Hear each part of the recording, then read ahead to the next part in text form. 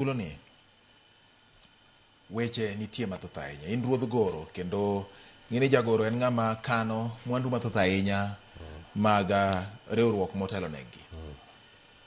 Ang'o minyalo wacho e duol mar jodongo oganda Luo king'iyo andika mag gik mag mise manoloso duol mar jodongo oganda Luo?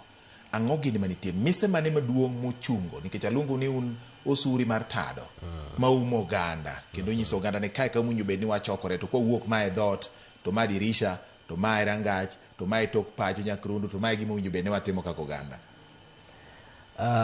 Luo Council of Elders kata riwruok mar oganda Luo en bura manochakre chon, ok en gima nyien. Kochakre gi Luo Union to nitie gimomiyo ne ochake gi ker mokwongo mar Luo Jaramogi Oginga Odinga manyaka sani koro wan gi ker mar 9 ma en Odungi Randa.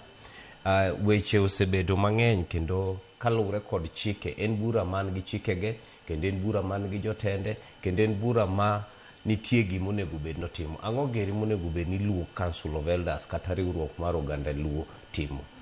Riwruok mar oganda Luo en bura machiwo guidance ne oganda wa kata Luo community, guidance e yore mage, e weche mag rito piny kata weche mag politics, weche mag loso mwandu, weche mag chiwo puonj, weche mag dakachana, weche mag luoro lwar, weche mag timo liswa kata lamo Nyasaye. Koro jodong Luo kata riwruok mar oganda Luo gichiwo guidance e weche mawachogo. Koro nyaka sani nitie weche mang'eny to kendo ng'eny ji pod ok ong'eyo ga ni gini tich maduong' monego bed notiyo gini kaka mage.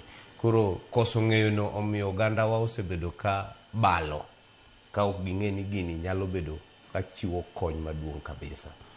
Achiel kuom gima iwacho mabende apani chako gore ni